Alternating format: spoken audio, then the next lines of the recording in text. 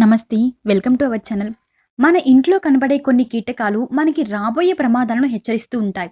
అయితే ఇంట్లో కనపడే ఏ కీటకాలు మనకి ఏ సంకేతం ఇవ్వబోతున్నాయో ఇప్పుడు మనం తెలుసుకుందాం. సహజంగా అయితే ఏ ఇంట్లో పరిశుభ్రంగా ఉంటుందో ఆ ఇంట్లోకి క్రిమి కీటకాలు అనేవి అస్సలు ప్రవేశించవు. ఎందుకంటే శుభ్రంగా ఉండే చోటికి ఎటువంటి క్రిమి కీటకాలు రావడానికి అవకాశం ఉండదు. మనం మట్టి, నీరు చేరనివ్వం కాబట్టి అలాంటివి ఇంట్లో ఉండవు. కాబట్టి క్రిమి కీటకాలు వచ్చి చేరే అవకాశం అస్సలు ఉండదు. ఇల్లు శుభ్రంగా పెట్టుకుంటే ఎలాంటి క్రిమికీటకాలు రావు అనే విషయాన్ని మనం నమ్ముతూ ఉంటాం. కానీ ఎంత శుభ్రంగా పెట్టుకున్నప్పటికీ కూడా సాలెపురుగు, చీమలు వస్తూనే ఉంటాయి.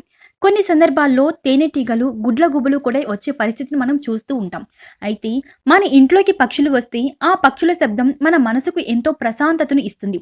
ఇంట్లో ఏమైనా పురుగులు, కీటకాలు కనిపించినా అవి ఇంట్లోకి ప్రవేశించినా కూడా మనం వాటిని బయటికి వెళ్ళగొట్టే ప్రయత్నం చేస్తూ ఉంటాం. ముఖ్యంగా మన ఇంట్లోకి వచ్చే కొన్ని జీవాలు మనకి కొన్ని హెచ్చరికలు, కొన్ని శుభవార్తలను చేరవేస్తూ ఉంటాయి.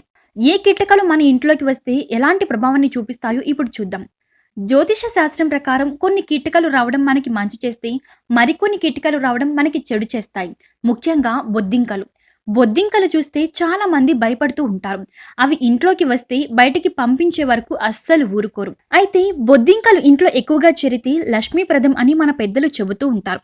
బొద్దింకలు ఇంట్లో ఎక్కువగా చేరితే లక్ష్మీదేవి అనుగ్రహం ఉంటుందని, లక్ష్మీదేవి రాబోతుంది అని అర్థం. కాల్జేరి ఇంట్లోకి వస్తే మనం అసలు చూస్తే ఊరుకోం. ఎవరో ఒకరికి హాని కలిగిస్తుంది ఏమో అని భయపడుతూ ఉంటాం. అయితే కాల్జేరి ఇంట్లోకి వస్తే మంగళప్రదం అని జ్యోతిష్యులు చెప్తున్నారు. మంగళప్రదమైన పనులు, మంగళప్రదమైన ఆలోచనలు చేస్తాము అని చెప్తారు.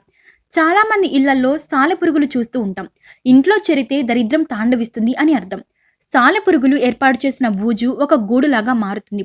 అది నెగెటివ్ ఎనర్జీని ఇంట్లో పెంచుతుంది. అందుకే సాలెపురుగు ఇంట్లో చేరితే ఖచ్చితంగా వాటిని మనం శుభ్రం చేసుకోవాలి.